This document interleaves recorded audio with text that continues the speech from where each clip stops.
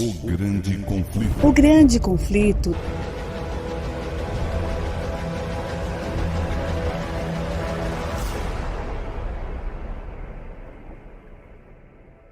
Olá, meus queridos amigos e irmãos em Cristo, sejam bem-vindos a mais um momento de estudo e reflexão da Palavra do Senhor através do livro Grande Conflito. Este livro que estamos estudando ao longo deste ano, embora com inúmeras dificuldades e problemas que surgem, nós estamos fazendo todo o esforço para que os nossos estudos continuem.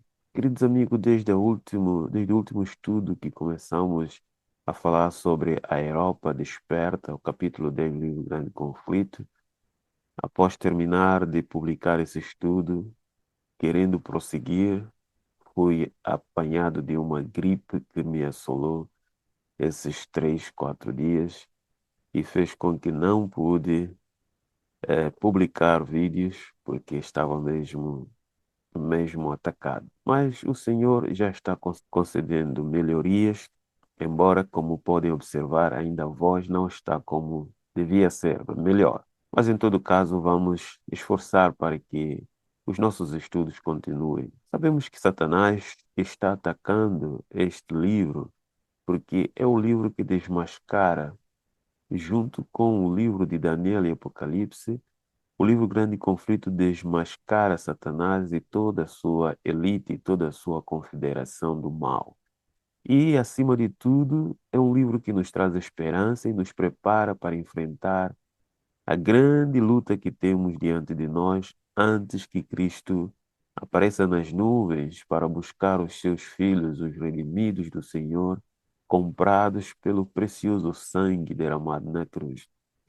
E eu espero que você continue orando por nós, colaborando conosco. Se não tens orado, faça isso, porque não será fácil nós avançarmos com esse trabalho até que cheguemos ao fim deste livro. O inimigo terá uma luta contra nós e contra todos aqueles que buscam a verdade. Nos teus momentos de oração, o nosso desejo é que você também inclua o canal Nisto Cremos Channel nas suas orações. Deus possa continuar a te abençoar. Eu quero desejar boas-vindas a todos, amigos que estão pela primeira vez nos assistindo, que possam ter o privilégio de se inscrever no nosso canal e, acima de tudo, quando terminar de assistir esses vídeos, deixe o seu like, o seu comentário, que isso nos ajudará a ser mais conhecidos. Vamos ao nosso assunto de hoje, continuação do estudo anterior do livro Grande Conflito, capítulo 10, A Europa Desperta, e no estudo anterior nós falamos só existe um único meio de nós podermos nos salvar, e antes de tal vamos poder conectar com o nosso Senhor através da oração. Vamos orar. Deus amado e eterno Pai, obrigado pela bênção e privilégio que o Senhor nos concede, obrigado pela saúde, obrigado pelo cuidado com todos os teus filhos que buscam conhecer a tua vontade. Fique conosco e continue nos dirigindo neste projeto de divulgação da tua palavra, de testemunho, e dá-nos a bênção da presença do teu Espírito para a compreensão da tua santa palavra. Suplicamos e agradecemos em nome de Jesus. Amém. Pois bem, querido amigo, no estudo anterior nós falamos sobre só existe um meio para podermos salvar. Os romanistas, sendo pressionados pela população, pelo povo, e desconfiado de que eles teriam morto Lutero, decidiram sair com tochas procurando encontrar o servo do Senhor para trazer de volta ao mundo, ou para trazer de volta à população. E, no entanto, o Senhor tinha um outro plano, de guardar o seu servo por algum tempo, para que a obra do Senhor pudesse crescer. E, no meio de todo esse frenesim, encontramos o inimigo também que não parou e procurou trazer outra situação no meio do processo da reforma, que é o fanatismo e aqueles que se intitulavam que receberam a mensagem da parte de Deus para prosseguir a obra de Lutero, uma vez que aparentemente Lutero estava ausente do campo da batalha. E o tema de hoje nós vamos estudar, nós vamos ver algo especial que está ocorrendo e que é preciso nós prestarmos atenção a este assunto. Então vamos ver o que é que nosso estudo hoje diz. Satanás nos mandaria esta praga. Este é o assunto que vamos tratar hoje. Que praga é essa que Satanás nos mandaria? E quem fez essas declarações? Então, meus amigos, os dirigentes do movimento, aqueles que estavam se pronunciando como os que tinham recebido novas luzes, seguiram para Wittenberg e instaram com Melanchthon e os seus cooperadores para que aceitassem suas pretensões. Insistiram com Melanchthon: vocês devem aceitar as nossas pretensões. Disseram: nós somos enviados por Deus para instruir o povo. Temos familiarmente entretido conversas com o Senhor. Sabemos o que acontecerá em uma palavra, somos apóstolos e profetas e apelamos para o Dr. Lutero. Veja as conversas daqueles homens que se intitulavam o quê? Enviados por Deus, né? Que entretêm conversa com Deus. Sabe, essa tendência nós encontramos ele em todas as épocas em que Deus suscita reavivamento do seu povo. Sempre tem aparecido aqueles que se dizem ter falado com Deus. Há bem pouco tempo que vivemos o momento tenso de Covid, quantos que não apareceram com profecias dizendo que ouviram de Deus, um anjo revelou, entreteram conversa e fizeram profecias que não se cumpriram? Que triste situação que o inimigo leva as pessoas a ele. Continuando, os reformadores estavam surpresos e perplexos. Com semelhante elemento não haviam ainda deparado e não sabiam o que fazer. Nunca tinham visto isso. Melanchthon respondeu àqueles homens dizendo, ou pensando naquilo que eles estavam dizendo, Melanchthon disse, há efetivamente espírito extraordinário nestes homens, mas que espírito? De um lado, acautelemo-nos de entristecer o Espírito de Deus, e de outro, de sermos desgarrados pelo Espírito de Satanás. Tenhamos cuidado. O fruto do novo ensino logo se tornou manifesto, porque as coisas não ficam por muito tempo ocultas. Chega um momento que vem a descoberta. O fruto desse novo ensino logo se tornou manifesto. O povo foi levado a negligenciar a Bíblia. O primeiro resultado, negligência da Bíblia. Enquanto que a reforma levava as pessoas para a Bíblia, esses que pretendiam seguir a obra da reforma e que diziam ser ensinados por Deus, estavam a levar o povo a negligenciar o estudo da Bíblia. A pergunta é, que espírito lhes dirigia? O único espírito que leva as pessoas a negligenciar o estudo da Bíblia é de Satanás. E então o povo era levado a negligenciar a Bíblia ou lançá-la inteiramente à parte. Não querem saber da Bíblia. Nas escolas estabeleceu-se confusão. Estudantes, repelindo toda a restrição, abandonavam seus estudos e retiravam-se das universidades. Abandonavam a continuação dos estudos. Não queriam mais estudar. O espírito de libertinagem começou a tomar conta do povo. Os homens que se julgavam competentes para reanimar e dirigir a obra da reforma conseguiram unicamente levá-las a bordas da ruína. Os representantes de Roma recuperaram então sua confiança e exclamaram exultantemente: mais uma luta e tudo será nosso. Claro, este era o propósito de Satanás e do romanismo: destruir a reforma, acabar com a reforma. Como atualmente, desde 2017, Satanás conseguiu uma grande vitória sobre a reforma, porque as igrejas que tinham como princípio a reforma protestante já negociaram com Roma o acabamento da reforma. Nós sabemos isso. Você que acompanha as profecias bíblicas e acompanha os acontecimentos mundiais, sabe que em 2017 a Igreja Católica e a Igreja Luterana, bem como as outras igrejas que vieram a partir da Reforma Protestante, renunciaram à reforma e ainda condenaram aquilo que Lutero havia feito. Então, meus amigos, Satanás sempre operou desta forma.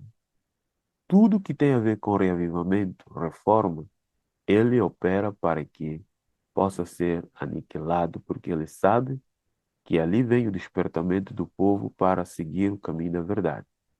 Lutero estava em Wittenberg, ouvindo o que operara ou o que ocorrera, disse com profundo pesar. Desculpa, volto a fazer a leitura. Lutero, em Wittenberg, ouvindo o que ocorrera, disse com profundo pesar: sempre esperei que Satanás nos mandaria esta praga. Então, nosso tema de hoje é o que Lutero pronunciou com tanta angústia e tristeza. Ele já imaginava que qualquer dia o inimigo iria fazer um trauma, trazer um trauma sobre esta questão da reforma. Percebeu o verdadeiro caráter desses pretensos profetas e viu o perigo que ameaçava a causa da verdade. A oposição do Papa e do Imperador não lhe tinha causado perplexidade e angústia tão grande como as que experimentava agora. Na realidade, a oposição do papado e do imperador não era grande problema para Martim Lutero. E como não é até os dias de hoje para os cristãos.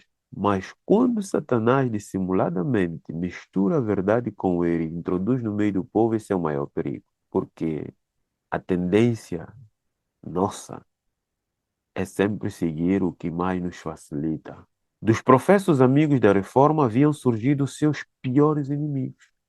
As mesmas verdades que lhe haviam trazido tão grande alegria e consolação estavam sendo empregadas para provocar contenda e criar confusão na igreja. É o que o inimigo sempre procura semear. Na obra da reforma, Lutero fora compelido à frente pelo Espírito de Deus e levado além do que ele pessoalmente teria ido. Não se propusera assumir as posições que assumiu, nem efetuar mudanças tão radicais. Nunca foi o seu propósito fazer o que fez, mas era o Espírito de Deus que o guiava, e como o Espírito de Deus o guiava, ele foi até onde chegou. Não fora senão um instrumento nas mãos do poder infinito, contudo, muitas vezes estremecia pelos resultados do seu trabalho. Claro que nós, pela fraqueza humana diante daquilo que Deus pode fazer por nós, há que estremecer. Veja Elias e os outros mais. Quantos que não estremeceram pelo poder de Deus, né? Certa vez ele dissera: se eu soubesse que minha doutrina tivesse prejudicado um homem, um único homem, por humilde e obscuro que fosse, o que não pode ser, pois que é o próprio Evangelho, eu preferiria morrer 10 vezes a não retratar-me. Que firmeza, né, irmãos? Que firmeza deste homem. Ele preferiria morrer 10 vezes. Bem, é claro que a Bíblia Sagrada diz que o homem cabe morrer apenas uma vez.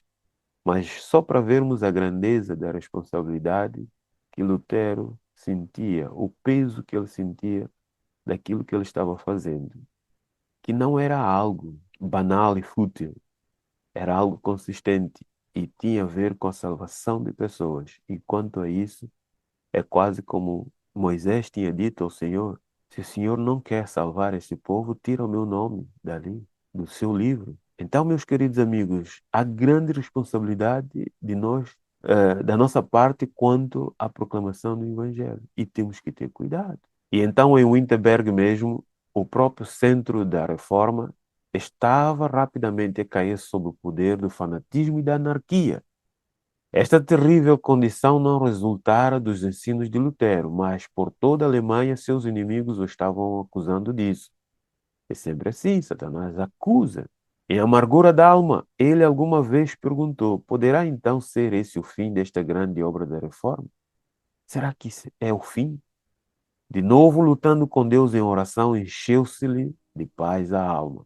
A obra da reforma não iria terminar. Aliás, ela só terminará quando Cristo vier. Mesmo que os inimigos da reforma se uniram para proclamar o fim da reforma, ela não terminou. A reforma continuará.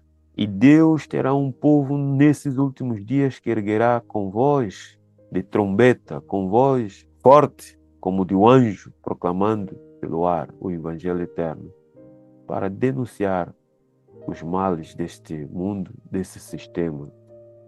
Queridos amigos, a obra não é minha, disse Lutero, mas tua. Não permitirás que ela se corrompa pela superstição ou fanatismo. Mas o pensamento de permanecer por mais tempo afastado do conflito, numa crise tal, tornou-se-lhe insuportável. Então resolveu voltar a Wittenberg. Sem demora iniciou a perigosa viagem. Achava-se sob a condenação do império. Os inimigos tinham a liberdade de tirar-lhe a vida. Aos amigos era vedado auxiliá-lo ou abrigá-lo. O governo imperial estava adotando as mais enérgicas medidas contra os seus adeptos, os verdadeiros adeptos da reforma. Porém, Lutero via que a obra do Evangelho estava perigando e, em nome do Senhor, saiu destemidamente para batalhar pela verdade. A obra não é nossa. Nós, por mais que possamos ter receios ou medo de enfrentar esta luta, devemos ter a confiança de que esta obra não é nossa. Ela não foi nossa no passado, nem hoje, nem no futuro. A obra é de Cristo. E Cristo nos garantiu que sobre esta igreja o inferno não prevalecerá. Esta obra, Satanás não terá poder sobre ele. Ele pode causar aflição aos servos de Deus.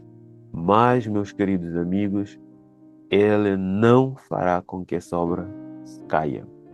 Pode parecer que vai cair, como diz a serva do Senhor Ellen G. White, mas não cairá. Muitos têm se assustado, muitos têm ficado perplexos, esquecendo que a obra é do Senhor. Nós temos que confiar unicamente na sua graça e prosseguir avante, fazendo aquilo que o Senhor nos ordenou. Querido amigo, eu espero que através desse estudo você possa também agarrar-se a Cristo e prosseguir lutando, levando este Evangelho a muitos que não o conhecem, levando este Evangelho a todos aqueles que necessitam conhecer a verdade e preparar-se para encontrar com Jesus Cristo. Quero convidar-te a orar para nós terminarmos esse momento e suplicar a Deus que nos dê essa bênção de podermos viver a palavra do Senhor tal como ela é. Vamos orar. Ó Deus amado, obrigado porque o Senhor é que tem guiado a tua obra desde os tempos passados. E ajuda-nos a crer que ainda continuará e estará à frente dela nos momentos mais difíceis. O Senhor nos concederá poder e graça para vencermos. Fica conosco, dá-nos coragem de continuar a anunciar o teu Evangelho, a erguer a nossa voz perante as superstições e as estultícias de Satanás, que possamos permanecer firme e inabalável. Abençoa todos quanto ouvem a tua palavra através desse canal. Nós suplicamos e agradecemos em nome de Jesus. Amém. Muito bem, querido amigo, nosso próximo tema será: a liberdade é a própria essência da fé. A liberdade é a própria essência da fé. Se você nos assistiu até agora, deixa o teu like, o teu comentário, continue divulgando e nos auxiliando. Estude com os seus amigos o livro Grande Conflito. E eu espero ver-te no próximo estudo e até lá, que Deus te abençoe e abençoe a sua família. Um grande abraço.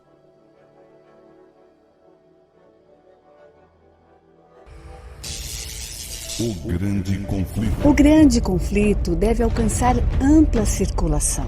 Ele contém a história do passado, do presente e do futuro. Estou mais ansiosa de ver ampla circulação deste que de qualquer outro livro que eu tenha escrito.